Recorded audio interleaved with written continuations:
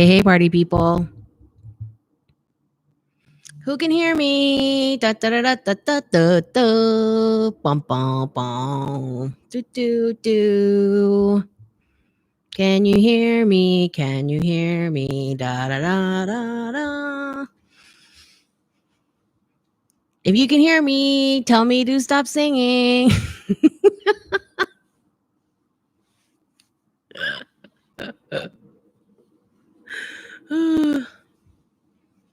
Hello, everyone.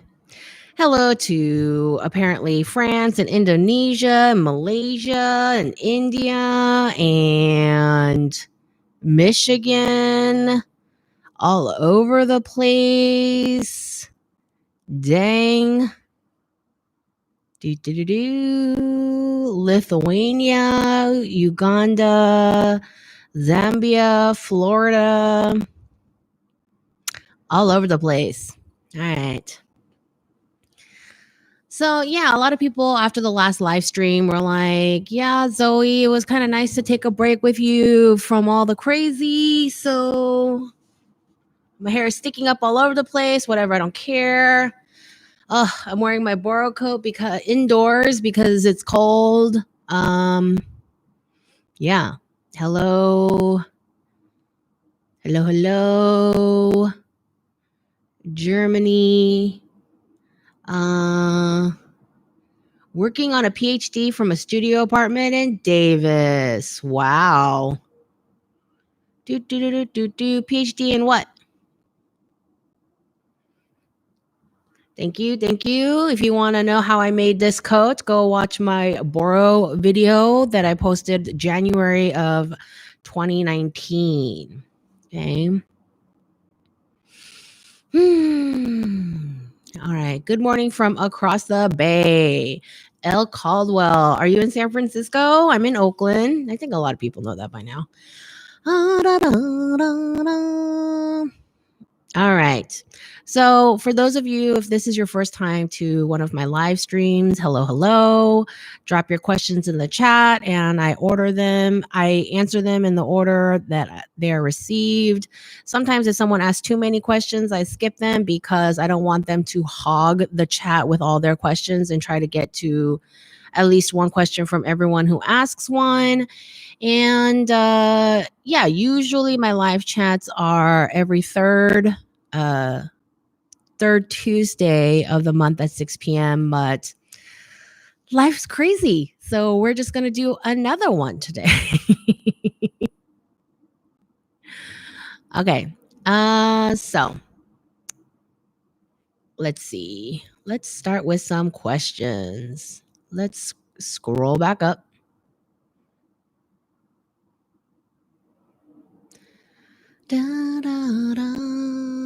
Where can we sell digital products like croquis and patterns? I sell mine in my Etsy store. That's zoehong.etsy.com.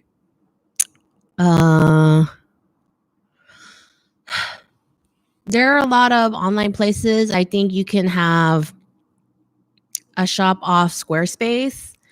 Use Squarespace to create your online store. You can post on Shopify. I think those are the big ones. And can you do you okay, I'm not going to talk about stuff I'm not sure about, but yeah, Squarespace and Shopify and Etsy, you can sell there. Hello, Ontario, Los Angeles, genetics and biochemistry.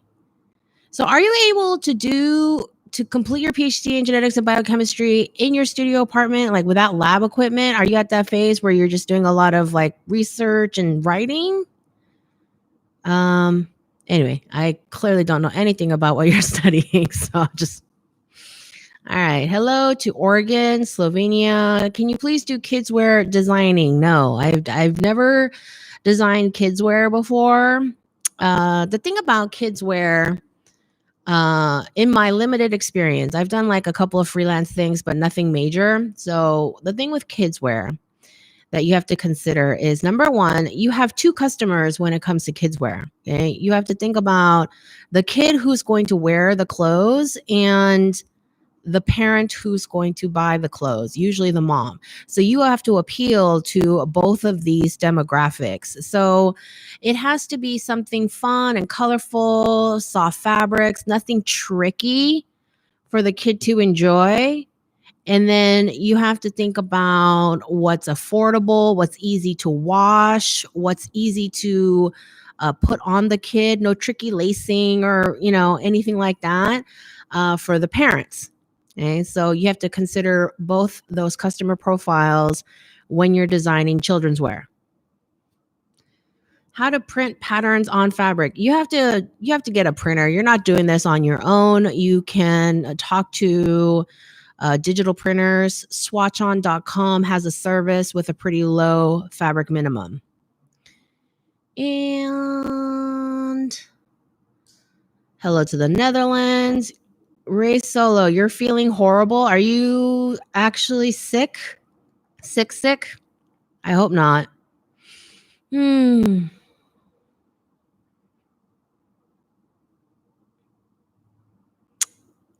Ollie. Thank you. How to work on creative confidence. I'm a great sewer. I don't think I'm creative enough. I'm a little scared. Well, you just have to do it. One of the things people talk about, should I go to school? Should I not go to school? And one of the things that, and I've had this conversation a lot with other designers, and I've had them on camera for you all in interviews. And one of the things that school taught us is how to push ourselves without overthinking it, because, when you have school deadlines, you don't have time to get your panties in a twist and over labor it. You have to turn it in. You just have to turn it in. And so you just push and put forth the best you got, and you turn it in, and you do it again, and you do it again, and you do it again. And in that, you learn things about yourself and your own creative process and the things that you're capable of and the things that you need to improve on and keep working on. And so my recommendation to you is to just do it. You have to set your own deadlines. Be like, I'm going to do this thing and have it done by this time, and just do it and don't belabor it. Just try to get it done and just keep doing it. And this is what I mean by always be practicing, and it's practice, not magic. We're made of practice, not made of magic. And if your first one sucks, you're right on track, because you got to do it. And the people who do one, they're better off than all the people who think about it but don't ever do it. Hope that helped. Hello to Egypt. Hello. I have not used Kala. What do you think about gender neutral fashion? Do you think fashion is going in that direction? Well, yes, I've done several gender neutral projects on my channel through my Watch Me Design a Fashion Collection series. And what's the other one I did? I've done a couple. But yeah, I'm a big fan. And my belief is this. It's not so much that I don't think that designers are all of a sudden going to pivot their brands to be neutral. I think that consumers are going to pivot to not giving a flip about what gender it was designed for. Like, already a lot of women wear menswear suits. That's how Dior Home got so popular, is all these women were wearing these skinny little Dior suits. And then, men just wearing skirts, la-di-da, don't care. And I think we're going to see more and more of that. So while we might still have traditional women's wear and menswear designers and categories in department stores or online or on runways, I think people care less and less about who they're made for and just wear things. And then, of course, there will be more designers who are trying to go for gender neutral. And I think that there's a whole range of that where it can be on one spectrum, the kind of gender neutral where the styles are all over the place, but the fit is more neutral. It's not like your standard, bust, waist, hip, or chest to narrow hip sort of look or fit, all the way to something where the look itself is very androgynous. So I think we're going to see a whole range in the future. Hi, I'm looking to start a bridesmaid line. What do you recommend to get started? Well, I recommend you watch my How to Start a Fashion Company playlist and research the market. I do think it's a good idea to start a bridesmaid line because there are lots and lots and lots of bridal designers who do wedding dresses. It's like a fun category for a lot of designers, and then bridesmaids get kind of like tossed to the wayside and everyone ends up going to David's Bridal. It's like the only option available. And the thing about bridesmaids lines, and I don't know where you are located, but in the US, this happens a lot. Like a bride will have like maybe 3 bridesmaids, 5 bridesmaids. One time, I was a bridesmaid in a wedding that had 11 bridesmaids. There were so many of us. And we're all wearing different shades of blue. And I was 8th in the procession of 11 bridesmaids. I couldn't even see the couple at that point. I was like so far to the edge. And I mean, number 9, my friend Nina and I, we were like whispering and like giggling the whole ceremony. And nobody even noticed because we were so far from the ceremony. I love you, Nikki, if you're watching. That was a fun wedding. But no, like, in the US, it is trendy to have a lot of bridesmaids. And a lot of the time, people do not live in the same place. And so a lot of these bridesmaids and the brides, when they go shopping, they have to shop online, and they have to, they'll shop online and try to get like the same dress or similar dresses, at least from the same fabric or color. So you definitely need to invest in setting up something online so that your bride in New York can also shop with her bridesmaids in Kansas and Nebraska, and also in New York, like that. And then basically with bridesmaids dresses, the smartest thing to do is to offer every single style in as many colors as you can possibly have, because lots of the time they'll be like, I love this style, but I want them in, my wedding colors, things like that. Hi, Zoe. How are you? I'm confused between fashion designing and styling. Could you please suggest me which ones I should go for? Thank you for providing us this immense amount of knowledge for free.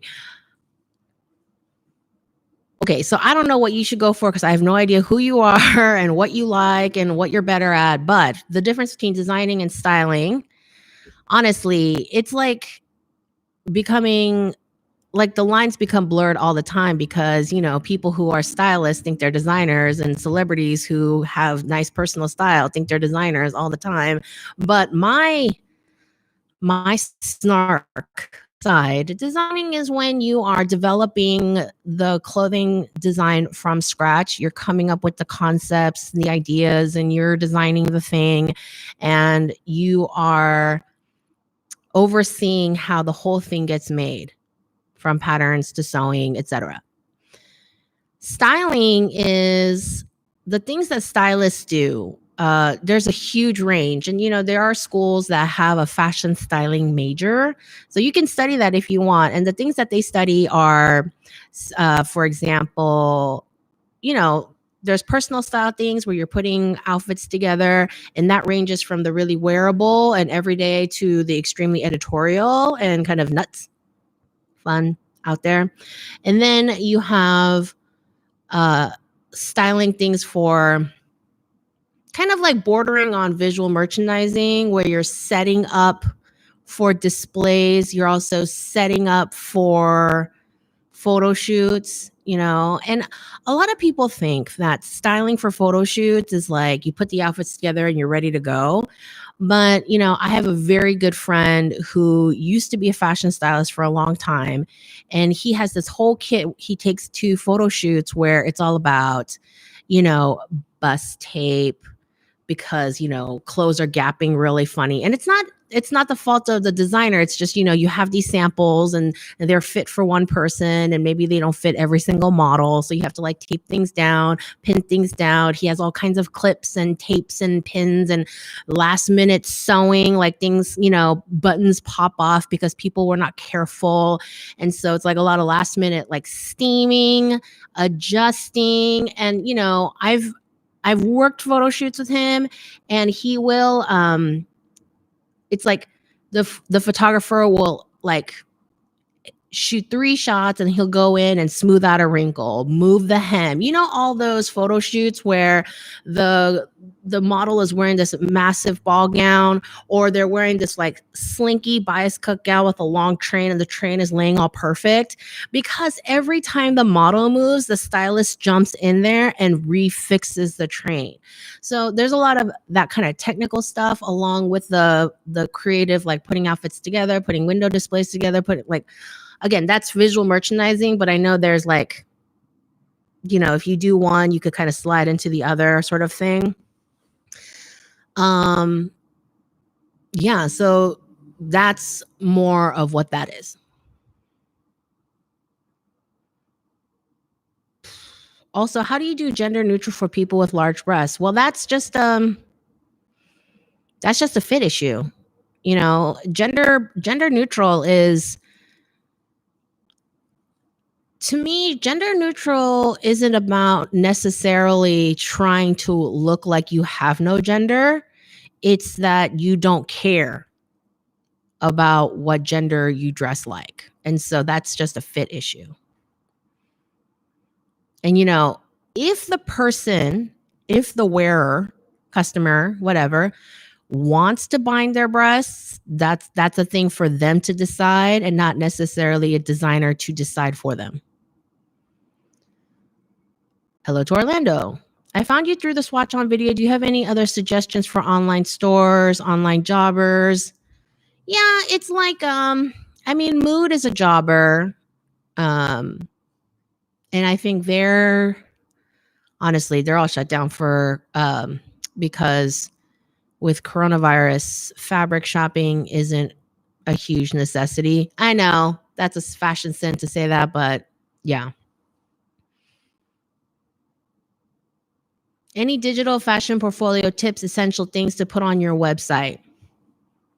Well, I do have several videos where I review fashion portfolios, good and bad.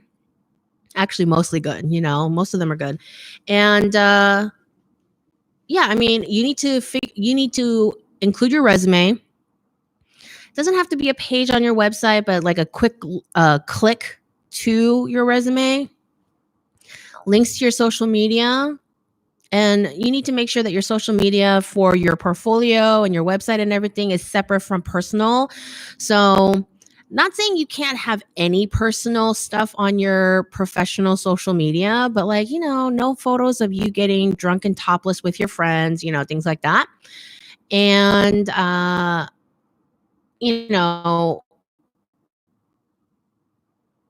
you need to have good pictures of your work, good quality scans of your work, because if you're not shooting great and the lighting is poor and things are fuzzy, it doesn't matter if your work is good if no one can tell because your presentation is so awful. And that kind of sloppiness is very telling. Okay, I'm glad you are not virus sick. What do you think of Singapore fashion? I have no opinion. I don't know enough to have an educated opinion on Singapore fashion. Hello to Vietnam. All your YouTube videos are shot on your phone? Yes. Wait, I lost my spot. The thing started scrolling weird again.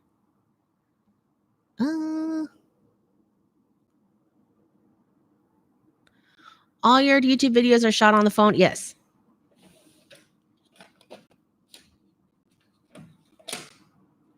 So this is my current phone, the most current iPhone, and I shoot a lot on this. And then this is the last iPhone.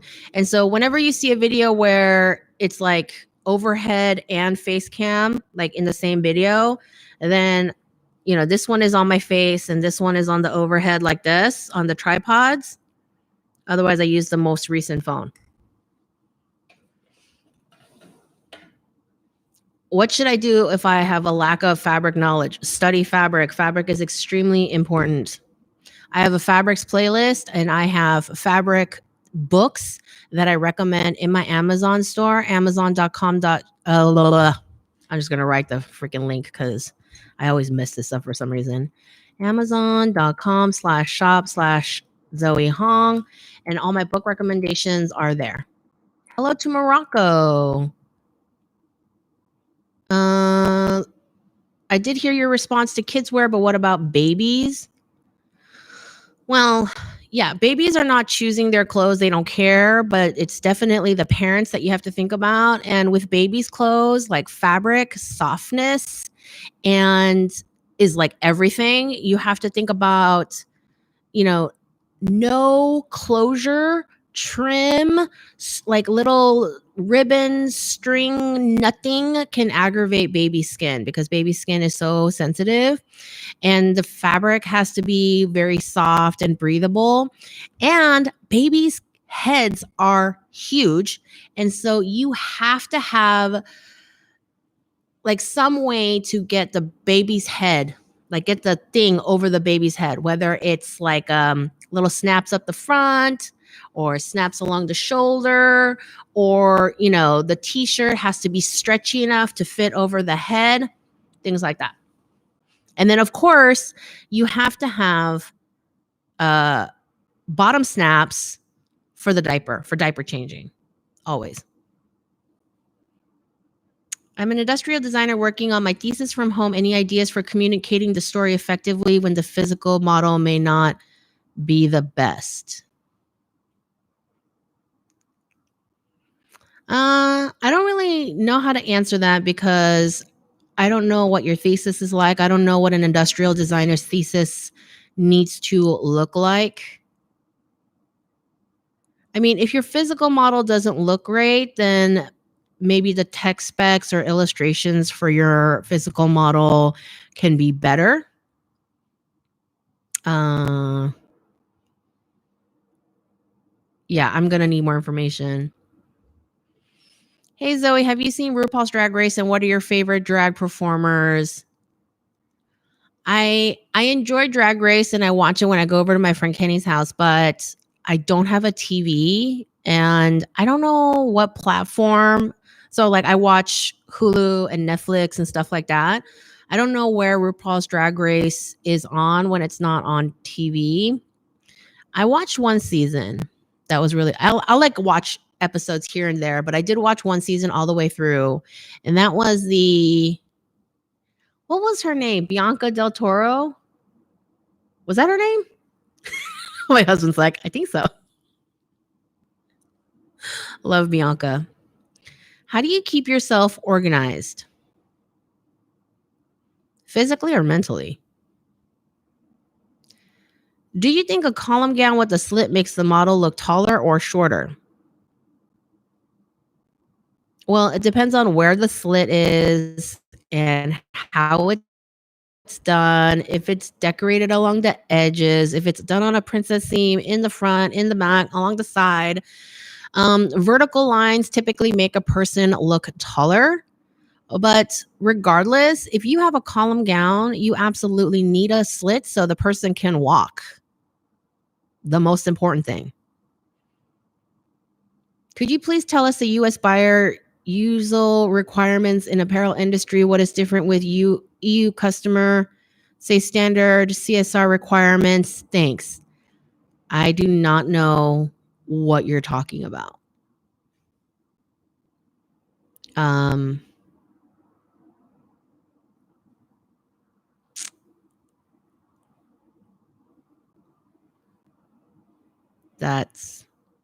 I just don't.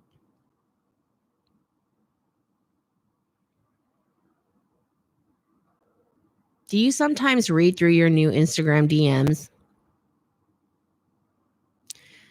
I read a lot. I get like, if you look at just the questions here, this is what my inbox, like when I say inbox, I mean like the grand total of Facebook and Instagram and Twitter and my actual email and Pinterest messages, and people write to me on Etsy about stuff that has nothing to do with Etsy, and I do not like that. So please do not try to do that. It's a lot. And if I don't get to yours,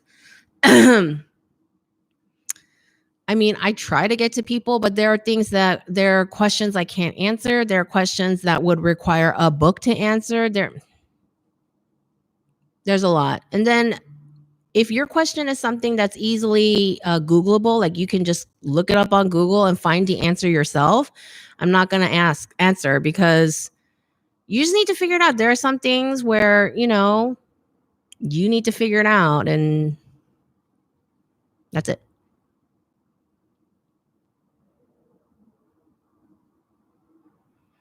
I don't know how to get them. I don't know what that means. Get what? Maybe you're talking to somebody else. Thank you. I love your videos. Thank you. Any advice for the aspiring pattern maker? Would a product design degree be of benefit with all of the free resources available today? To my understanding, product design doesn't have anything to do with pattern making. If you want to be a pattern maker, you can go for a pattern making degree, or even a tech design degree would focus more on product development and pattern making and learning Gerber and things like that. To my understanding, product designers build things outside of the garment industry. How do we update our portfolio after a first job or next one? I have worked with small bespoke menswear brand for 2 seasons.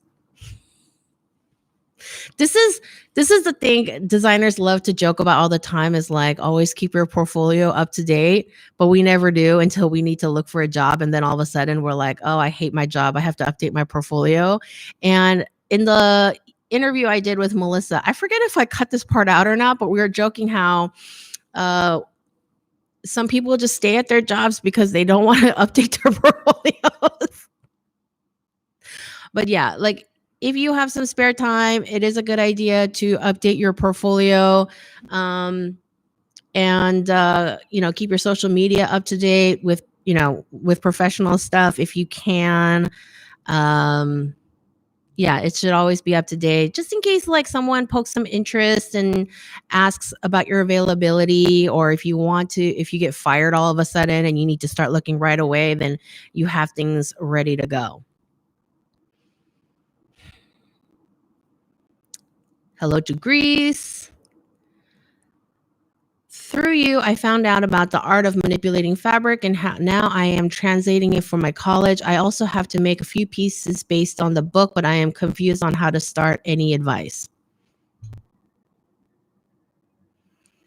Just get some really cheap fabric like muslin and just start messing around. Like, thinking about it too much, that's not, I say this all the time, it's like the worst way to get started is to sit in at your desk with a blank book and just stare at it. Or even like just sit around and think about it. That doesn't do anything. You have to like think. Ideas will come to you as you are playing with the techniques. Like, go through the book, go through my videos or whatever, and start trying out the techniques for yourself. And because every designer has their own style, their aesthetic, how they like things to look, your things are going to change even from the exercises I talk about. And then you're going to be like, oh, what if I did this? What if I did this? And then the doing is going to lead to it. Hey, drop Zoe some likes. Yeah, drop Zoe some likes.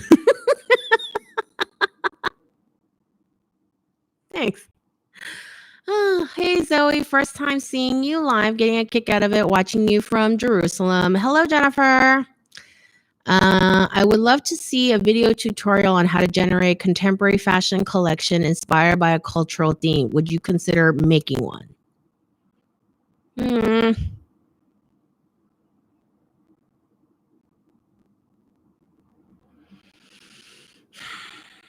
I mean, I guess I should because the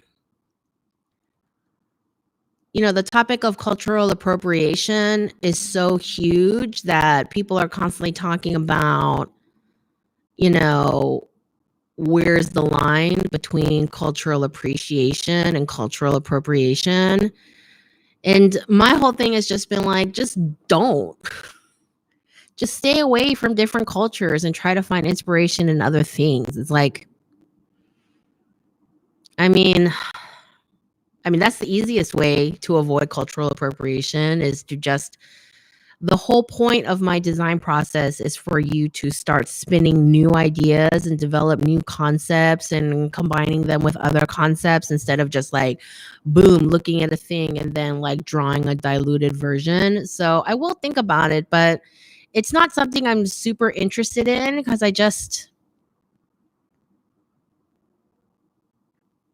mean, yeah, I'll think about it. I mean, if I get more requests, maybe, but it's not something that really calls to me and is like, oh, that sounds so exciting. Hmm. How to get fashion shows? I don't know what that means. Can I start a business online? Yes, you can, and you should. A lot of bridesmaids are wearing just the same color theme, I think. Yeah, a lot of bridesmaids do. But I'm saying that each dress should be offered in a lot of colors because, you know, hopefully you'll get a lot of orders for a dress and some brides are going to want red bridesmaid dresses, some brides are going to want blue bridesmaids dresses, but they're going to want the same style. You know, if you look at places that do bridesmaid dresses, they'll sell like 12 dress styles, halter, spaghetti strap, A-line, straight skirt, whatever, but they offer each one in a lot of different colors so that the brides can pick. I plan to own a business. I do know how to do traditional fabric painting in Malaysia, but at the same time, I want to fashion design. I know I can try to do both somehow. What should I take in uni, textile or fashion design? Take the thing you know least about. And you say you know how to do traditional fabric painting, so maybe you study fashion design and then try to incorporate your fashion painting or your fabric painting in some of your projects at school. 안녕하세요. Hello from Cambodia. How can I join a fashion company? You need to apply for a job. And please go watch my interview with Melissa Calamia.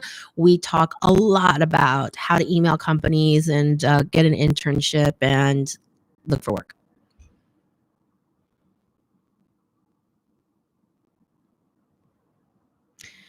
Hi, I'm a fan of your videos about how drawing shoes in the models. So one, I do have a how to draw high heels video, or was it a fashion vocabulary video? I do have one. Oh yeah, I do have one. I have a how to draw feet video. I have one how to draw heels video, heels vocab video.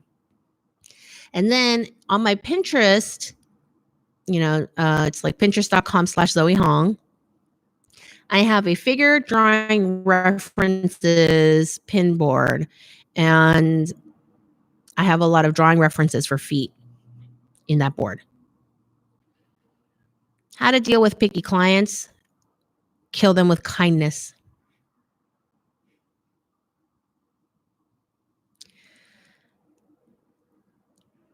Sometimes the thing to do with clients is to not offer them too many choices and don't tell them, oh, you could do anything, but like say like, how about A or B? Think about what they need, think about what's in their price point, think about what would flatter their bodies. And you're the designer, you have to think about these things and you have to consider your client's best interest and be like, okay, and then offer your client A or B and kind of narrow that down. And so you're kind of shrinking the conversation a little.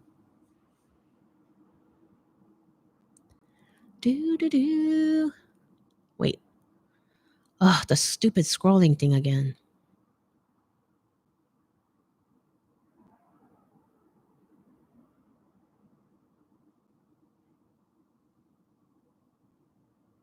Oh my God, there's so much going on.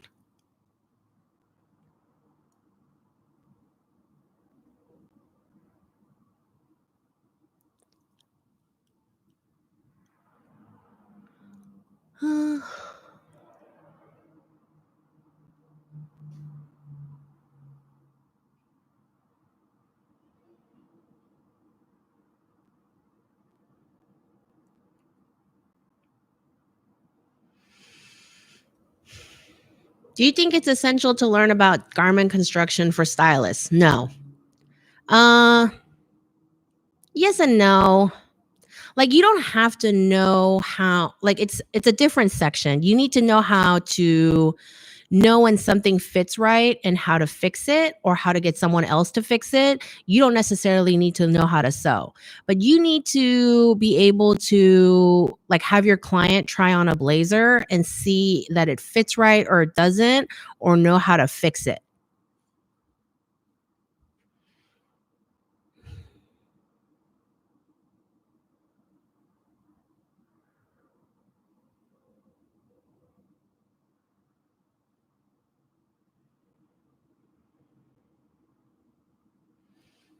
Irfan, I see your question, but it's really beyond my ability to answer. I mean, the pandemic is everywhere. Everyone is, is feeling the effects, and I do not have a good answer for you. I'm sorry. How do you balance your time when it comes to business, family, and friends? It's time management, it's prioritizing, it's uh, trial and error. Hulu has 6 seasons of Drag Race. Oh, snap. Thanks. Do you know any good resources for designing menswear? There's a lot of YouTube channels that are focused solely on menswear. I mean, I do some menswear. A lot of what I teach is just generic, like color theory applies to all genders. The design process is identical for men and women. It's just a matter of what you end up designing in the end, but the process is the same. Um, yeah. Do you ever watch cosplayers or non-professional costume creators? No, I mean, I'll see them out in pop culture and I admire it, but it's not really a big interest of mine. What's your view on costume designing versus starting your own company in terms of making it big, making big bucks, large profit? Neither is going to give you a big profit in the Please do not go into either of those industries thinking you're going to make a bunch of money right off the bat, okay? Because that's not going to happen. And we're talking about,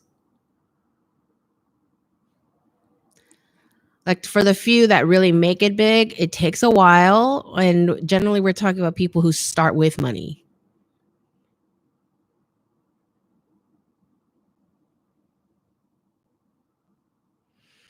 I want to start repurposing jeans among family and friends. Any advice on this?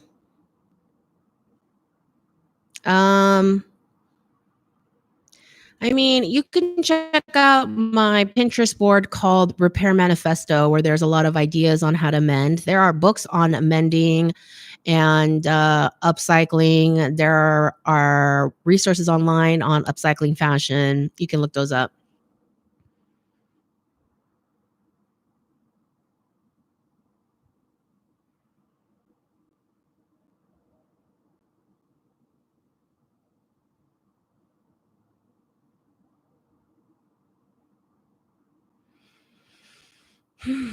Hi, Zoe. I just found out yesterday the company I work for is making mask and medical gowns for hospitals. Woohoo! How do you control your iPhones? Any software or programs? I use an app called, what's this app called? Procam.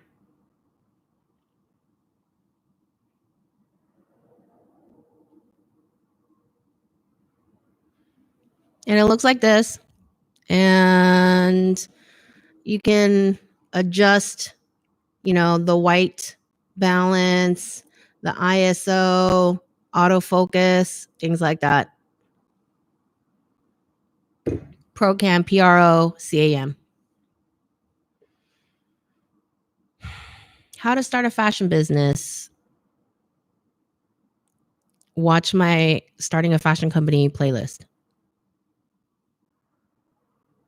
Okay, Zafran, you keep asking me the same question, but I've already answered it. What are some red flags when you are looking for fabric suppliers? Maybe websites to avoid. I live in Kentucky. We really just have Joann Fabrics. I have to look for things online. There's not any, like, the red flags are if you can't get a price up front and they're gonna say something like, we'll send you an invoice when we ship. It's like, no, you should get all the pricing information, all the shipping turnaround time and shipping costs and tax costs right up front. You should have like a clear, steady online communication. You want to do things by email so that even if you want to do things on email so you have a paper trail of the conversation and the terms that you have agreed on. And even if you have a conversation on the phone, you should follow up with an email saying, per our phone conversation, this is the price per yard. This is how many yards I'm ordering. This is how long it's going to take. These are the taxes and shipping costs related, et cetera, et cetera. And then you should have them confirm that email so that you guys are both on the same page.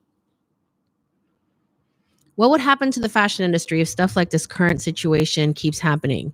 You know what I'm hoping will happen is that people will discover that they don't need that many clothes after all, and that they don't really need to go to H&M and buy yet another stupid crappy $19 dress again that's going to sit in a landfill in about 2 months. And what I'm hoping is that people are just going to think, oh, maybe I just need these 10 things that I wear over and over again, and I need them to be nice quality. And so maybe I improve the quality of what I buy and less the quantity. And what I'm hoping, not just in terms of the fashion industry, but what I'm hoping is that people really understand the labor efforts of the people who work at the very bottom for really crap wages, who are really the ones that are, keeping the global economy alive, and not stupid billionaires sitting on their mountain of cash that they've accumulated by treating everyone like crap their entire lives. And I'm just going to stop here before I get real mad. Okay. We love you in Oklahoma. Thanks, Oklahoma.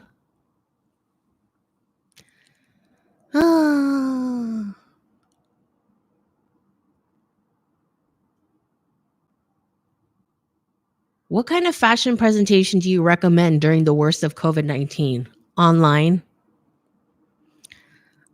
I know that the current class of graduating fashion students are very upset that they don't get to have their senior show, that all art school students graduating this year do not get to have their senior exhibit. And I am heartbroken for you, because I also went to fashion school, and I know that if at the end of all that hard work I was not allowed to have my biggest final presentation, I would also be extremely upset. And so I get that. And yeah, people think, oh, it's not a big deal. There's so much worse crap going on. Yeah, there's bad crap going on, but it's okay to acknowledge that this is like a shitty thing. And you worked really hard for your degree and all of that. But yeah, have your moment where you're upset, but then, don't wallow in it too much, and try to move on and figure out kind of a new and innovative way. And we talked a little bit about this in my Facebook group about, since a lot of the seniors are not sewing up their garments, since there's no show to sew up for, to redirect their time in working on a portfolio. And so I think that's good, is to spend this time working on your portfolio, working on your websites. You should all definitely have a website. And yeah, it's not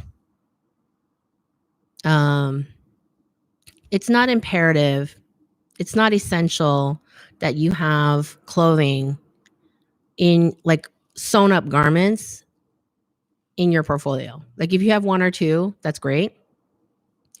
And I get this message. But if you want to spend that time really making your online portfolio amazing, that would be great. Uh, Someone asked about doing animations for their website. I don't think that's necessary because that's not a skill designers need to learn. But if you want to get into that 3D business, try something like Clo 3D instead.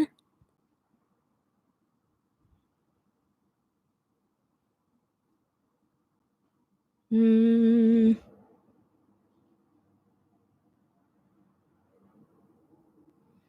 Hello to Saudi Arabia. Thank you. Thank you. Hello to Vancouver.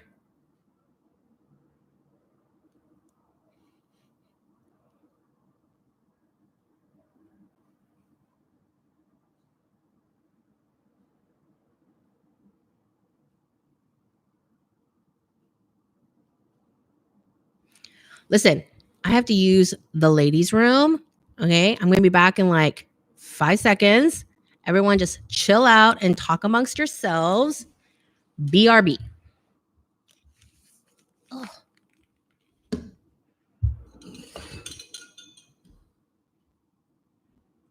Just look at my studio or whatever. There's my cookie rack.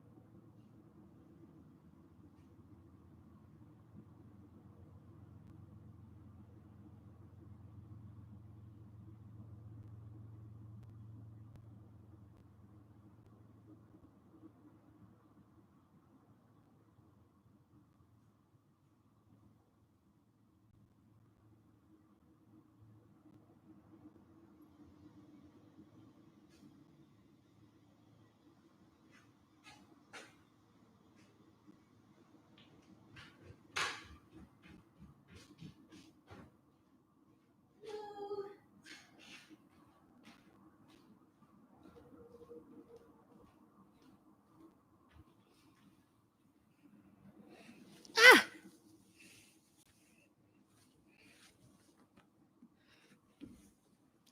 Dun, dun, dun, dun.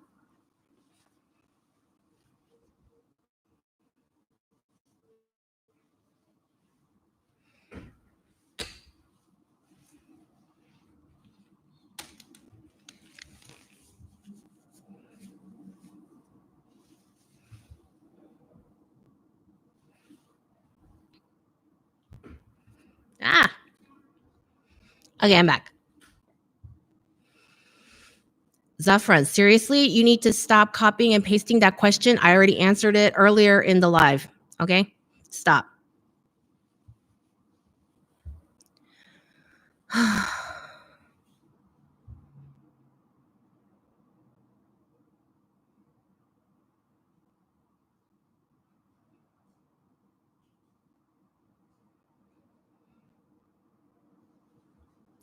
Hey, from London, question: would you work for a startup business as a designer to make tech specs and a sketchbook?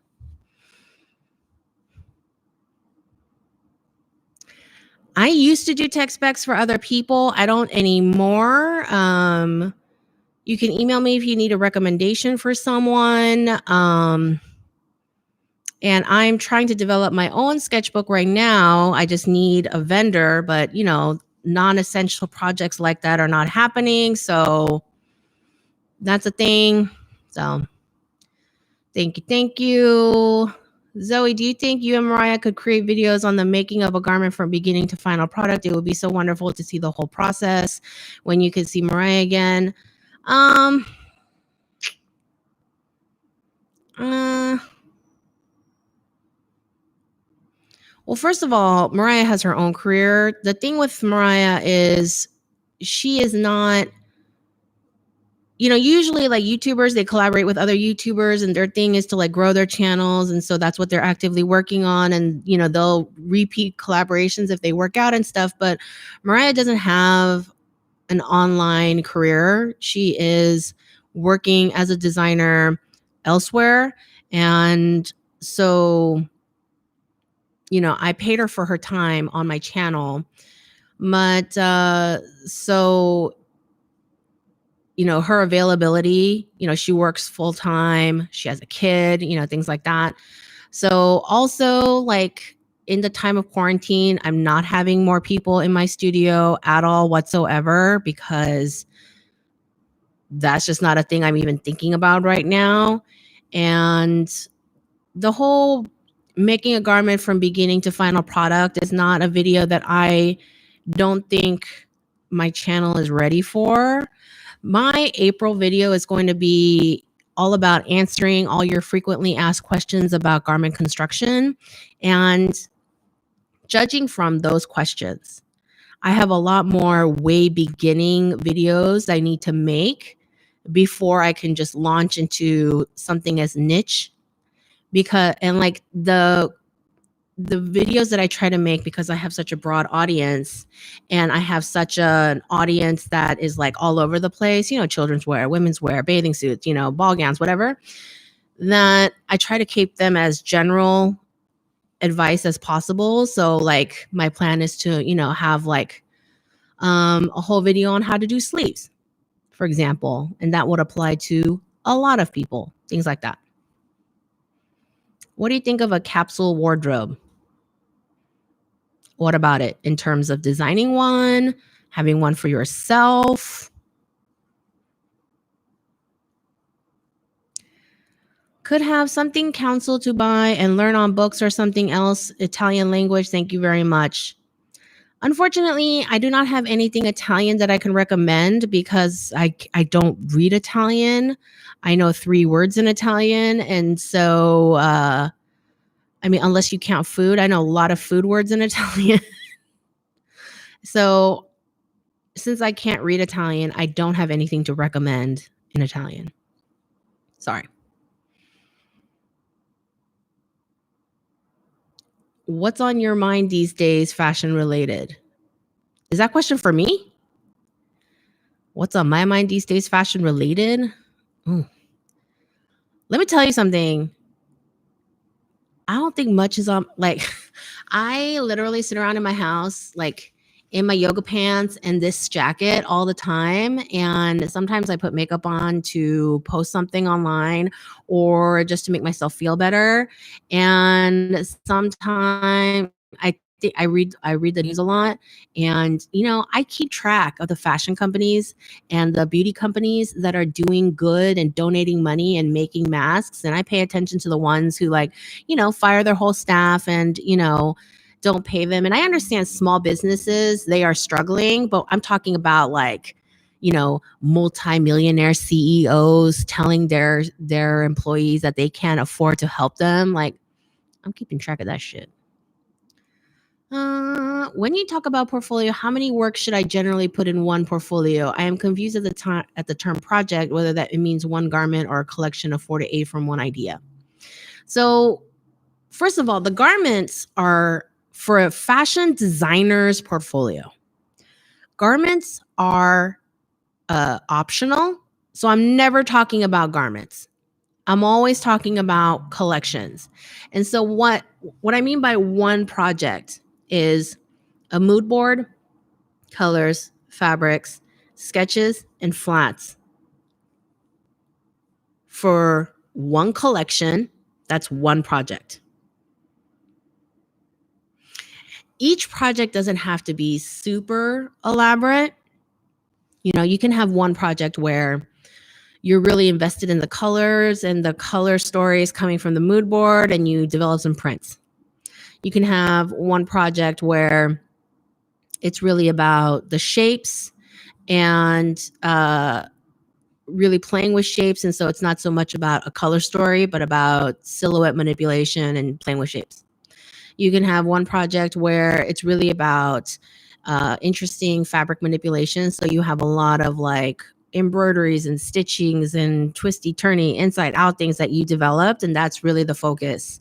But yeah.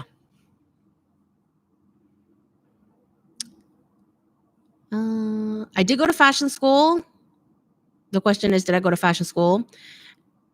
And yes, I learned to sew at fashion school. And my fashion school is called Otis College of Art and Design. It is a 4-year BFA in fashion design at a tiny private art school in Los Angeles. It has less than 1,000 undergrads for all the majors. You can study toy design, product design, digital, fine art, photography, environmental design, which, you know, kind of is related to like furniture and architecture and lighting, things like that. Yeah, but the whole school, not just fashion, but the whole school is less than 1,000 undergrads. What do you think is the best way to network in the industry for beginners? I do have a how to network video, and you should go check that out.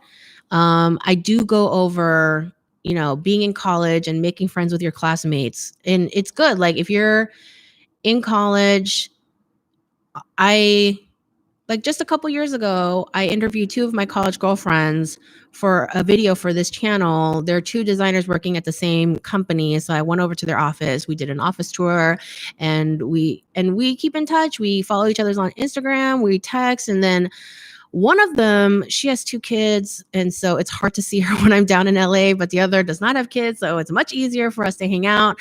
And I try to always see her when I'm down there, and I've gotten freelance job tips from my former classmates, you know, because you know, people automatically assume that all your college friends are going to be your competition, but they're not, you know, cuz everyone is once you leave the arena of school, because yes, school is competitive, but once you leave the arena of school, you start to realize, oh, I'm not good at everything. I don't have to be good at everything. And if there's a job that I heard about where it's better for someone else, I feel okay passing that on because I'm good at this other thing.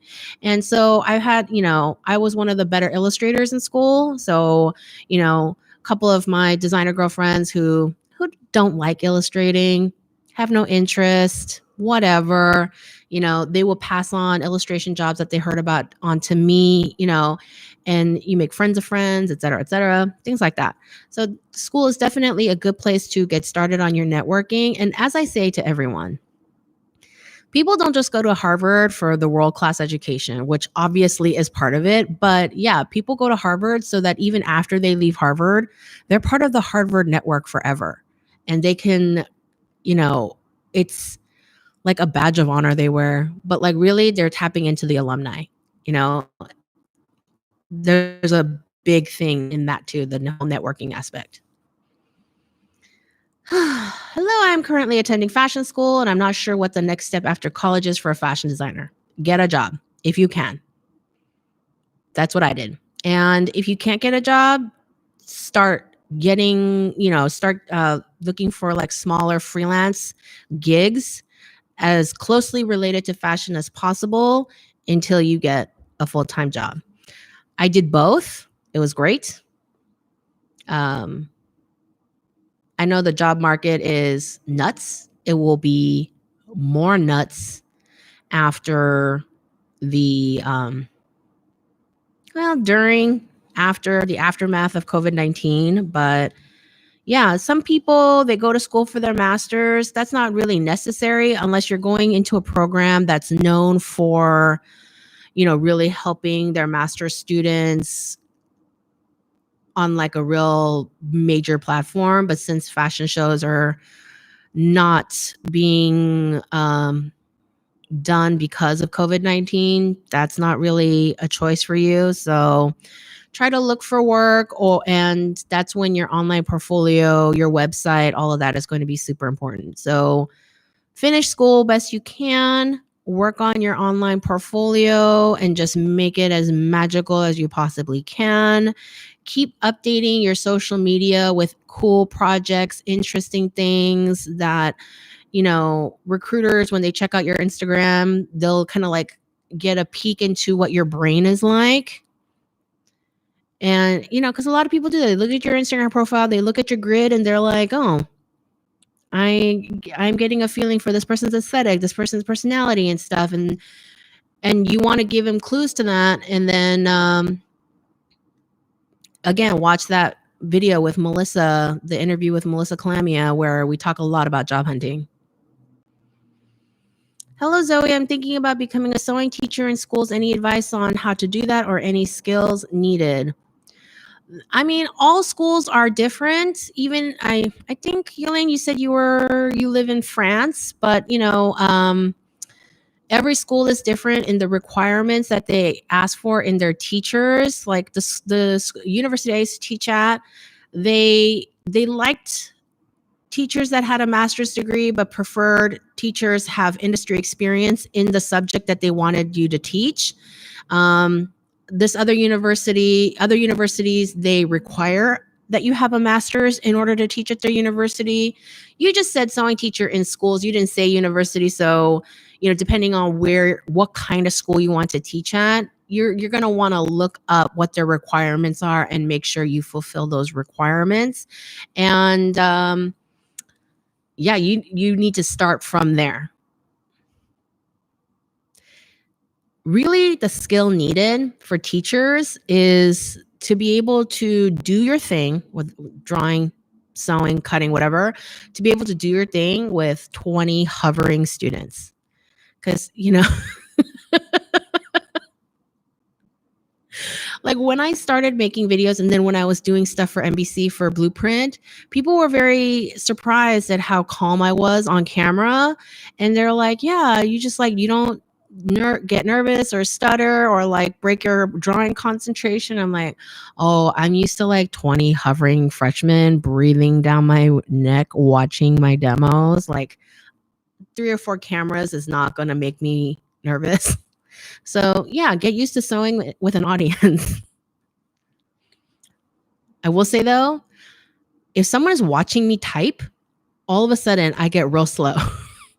Like if my husband's trying to fix something on my computer and I have to type in front of him, all of a sudden I'm like super slow, make all the mistakes. Anyway. Thank you. Thanks to all the compliments in the chat. I'm not going to read them all out loud because I feel embarrassed doing that, but thank you for everyone leaving me nice comments. The scroll.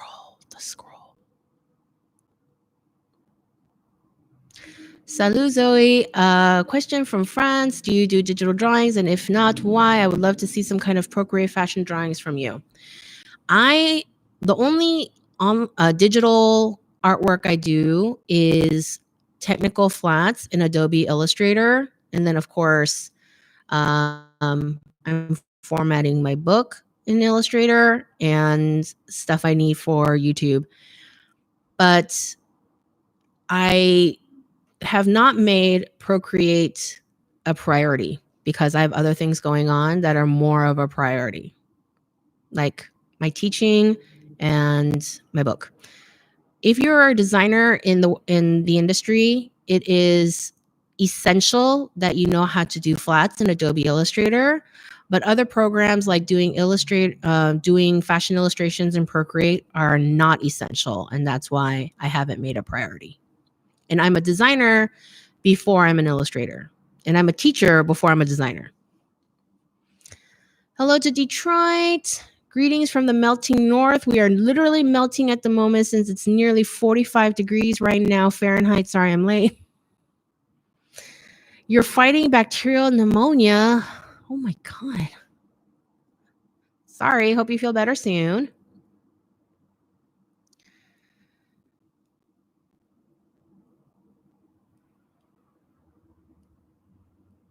Yes, a knee.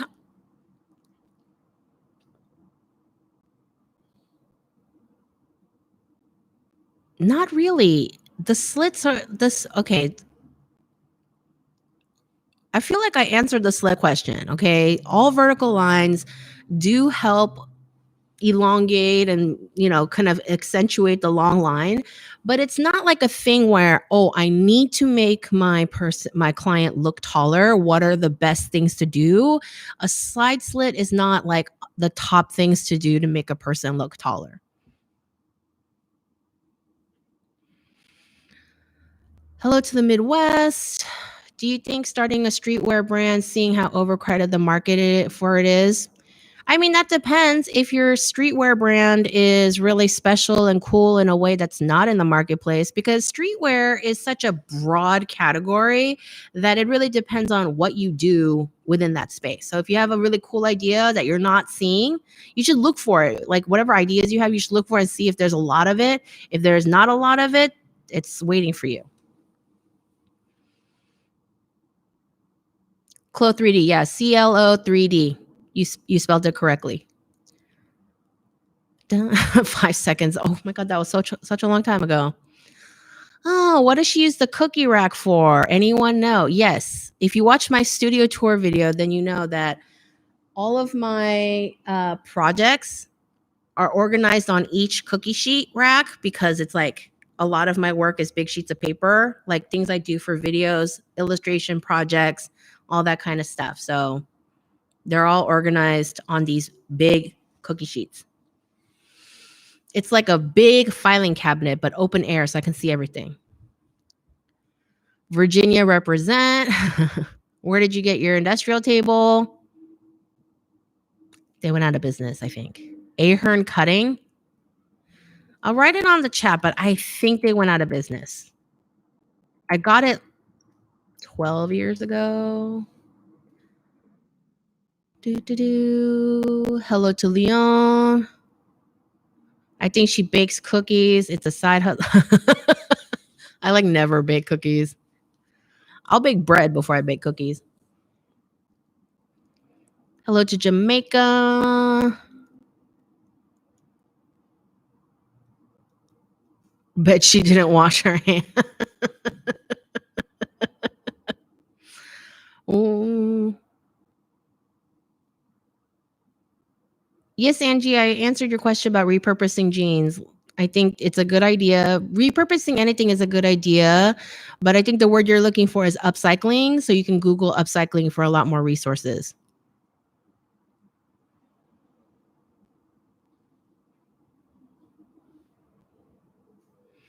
Can you please talk about finding inspiration for your collection and research process for the same?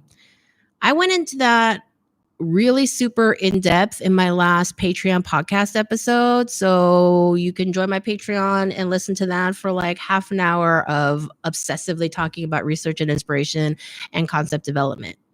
The next Patreon podcast episode will focus on how I make money on the internet and how you can use the internet to help you make money. Turned in my application for fashion school today in Switzerland. Wish me luck. Good luck. What platforms do you suggest streaming on? I've only ever done YouTube streaming and Instagram live video. So that's my limited experience. YouTube works great for me, but that's because all of my people are here.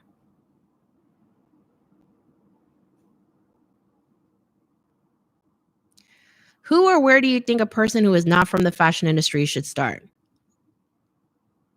That you're not any different from anyone who is starting, because when you're starting, you're not in the industry. So everyone is starting from the same place, whether you went to school or not.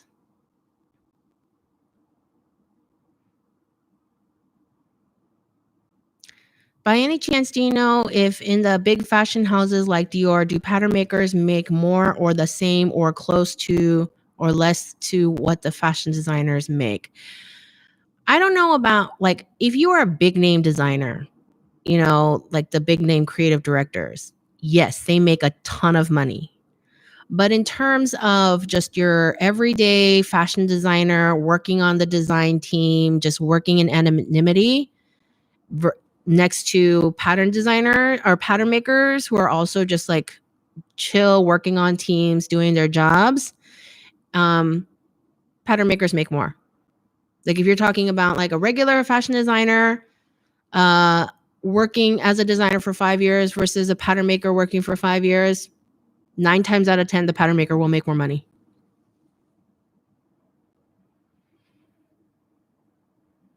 I don't know anything about cryptocurrency, so I'm not going to answer that. I don't talk about stuff I don't know about. Zoe, show us more of your ball gowns on Insta. Maybe I should, because I have not been creative lately, and so I like the last thing I posted was the skeleton thing, and I have not been creative. So yeah, maybe I will show my older work. Hmm. What is the most positive thing you realize in the state of quarantine? People helping other people in small ways. I don't know if you guys are familiar with Nextdoor. Nextdoor is an app for neighborhoods. You join up and you kind of like, it's a posting medium for whatever's going on in your neighborhood. So if you hear sirens, if you see a random dog walking around and you're like, whose dog is that? You post it on your Nextdoor because it's just related to your neighborhood. And I don't have a Nextdoor because I live in a big apartment building with 76 units, and we have an email string for our apartment building. So it's like our own personal Nextdoor. But I follow this Twitter account called Best of Nextdoor. And Best of Nextdoor is usually this like hilarious posting of like the most random, terrible, just ridiculous Nextdoor uh, posts. But lately, it's been really full of like really nice things that people are doing for each other because of the everyone trying to self-isolate and quarantine themselves. And it's like a nice moment to like look at those things and see how, there are a lot of awful things, but you know, people can be very kind as well.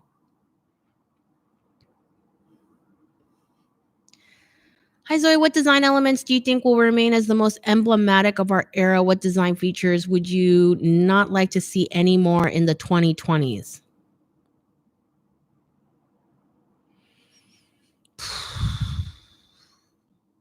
I don't know if I could answer that because there's just so much stuff going on these days. And I mean, that would require a lot more research and thinking than like an off the cuff sort of thing. How expensive was Otis?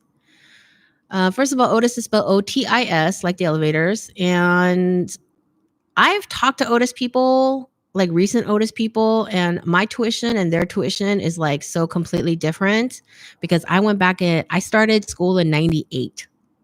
So it was a lot cheaper back then. But Otis is a private school, and so it is on the more expensive side. Should every design tell a story, and are there constant variables come to mind at first when designing seasonal? Mm, excuse me.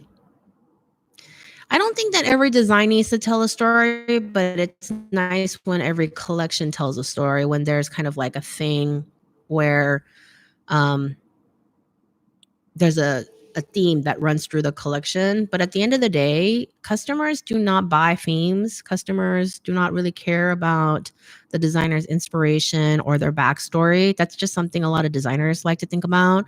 Customers they care about cost and fit and whether something makes them feel good. And so those are the things that you should think about, per season. It's like for fall, does this make me feel warm and cozy, and but yet still breathable? In the summer, does this feel light and airy? And can I wear this even in the hottest of days? So it's really about how clothes make you feel. Hi, Zoe. What do you think about sustainable fashion? What do you consider when creating a collection? I have a video called 15 Ways to Be a More Sustainable Fashion Designer. You can start there.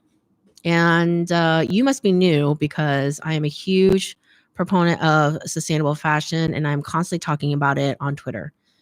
Do. Bye bye.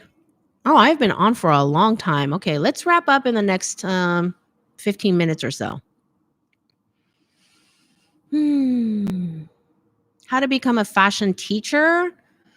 Um, you need to look for schools in your area where you live and look up who has a fashion program that you're interested in teaching at and go look up their hiring requirements because every school is different. What do you think is the future of fast fashion? Do you think the majority will ever go back to getting well-tailored custom garments? People are, the vast majority of the world, they're not going to start paying more for fashion until there's more of a prospering middle class.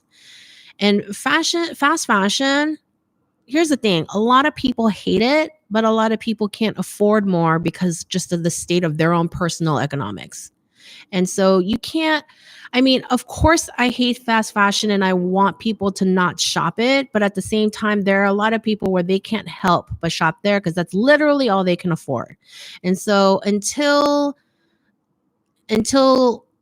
you know, at least in the US, like at least the federal minimum wage is raised and that people are earning a general income and we're not bogged down by ridiculous student loan rates and things like that. I personally cannot demand that people stop shopping fast fashion full stop, but I can encourage people to shop less in general. Do you see what I'm talking about there? And I want fast fashion to die. I want it to die of a fiery death in flames that doesn't hurt the environment. But we have to help people get to an economic level where they can think about, buying investment pieces for their own wardrobes and to change their mindset. Because when you are poor, you are in a hoarding mindset. Like you don't know when you're going to get the next one. And so you have to keep. And then you just grab on for things that you can get whenever you can. And so we have to help people kind of like break that mindset by helping their general lives.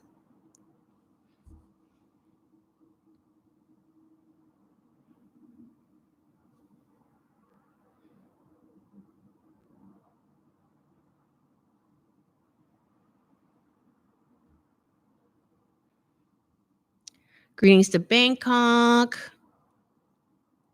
How to raise funds for your startup idea. Well, if you have a really interesting idea that you think like an invention of something that you think people will prepay for, you can start crowdfunding on Kickstarter or any sort of similar thing, or you can ask for, a bank loan.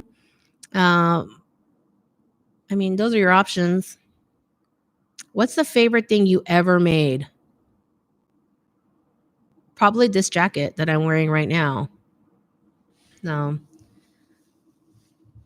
it's Boro. I love Boro. I love everything about Boro. Oh,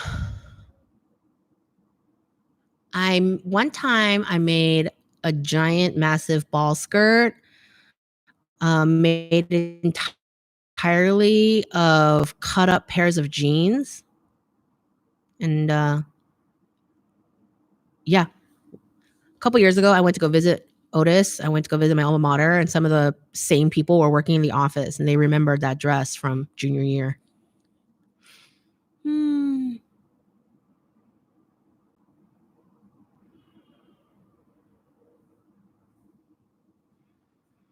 Okay. Dun, dun, dun, dun, dun, dun, dun, dun, dun. No, I'm not. Ah,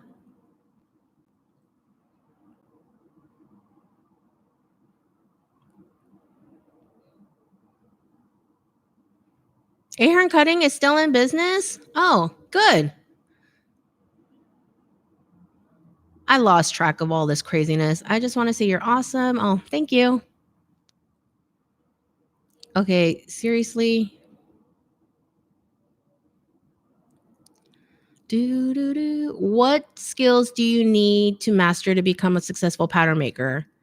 Gerber, you need to learn how to make patterns, and Gerber is kind of the industry standard digital program for pattern makers right now. Not every company does everything digitally, but the vast majority does at this time. Have you ever designed shoes? No, I have not. I saw a news article today that designers in New York are now creating face masks. Yes.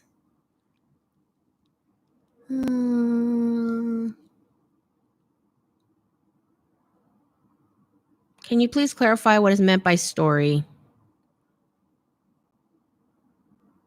Oh, you mean like story within a collection? Just like a theme, to have a theme. It doesn't necessarily have to be like a narrative arc where, it has a beginning, middle, and end. But like when I say something like a color story, it's like a group of colors that helps convey a particular mood for the collection. So if your collection has a story, it's like there's some thematic elements that work well together to convey a mood, to convey, kind of what the designer was thinking about, like that.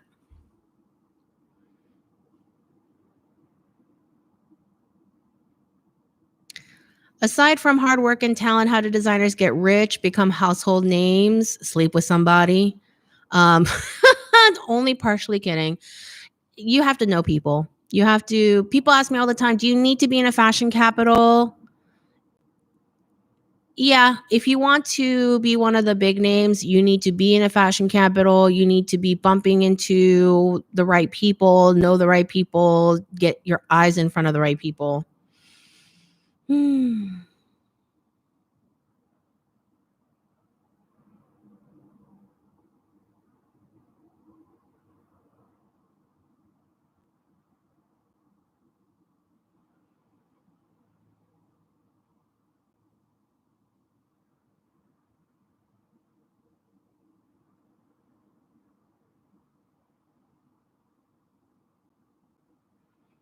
Hmm.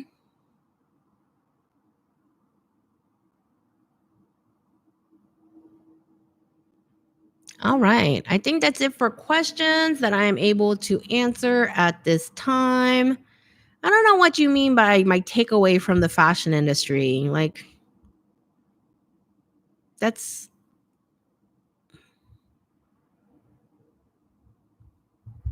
I mean, I don't know.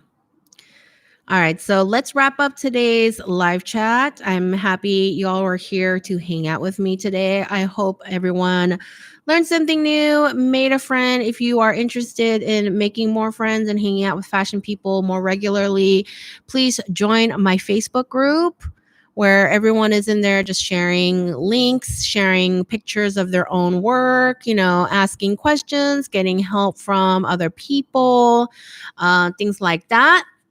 And I'm in there also, but not very often. It's really like more of like people just hanging out and networking and encouraging each other. And I pipe in sometimes and stuff, but it's like different from the rest of my social media.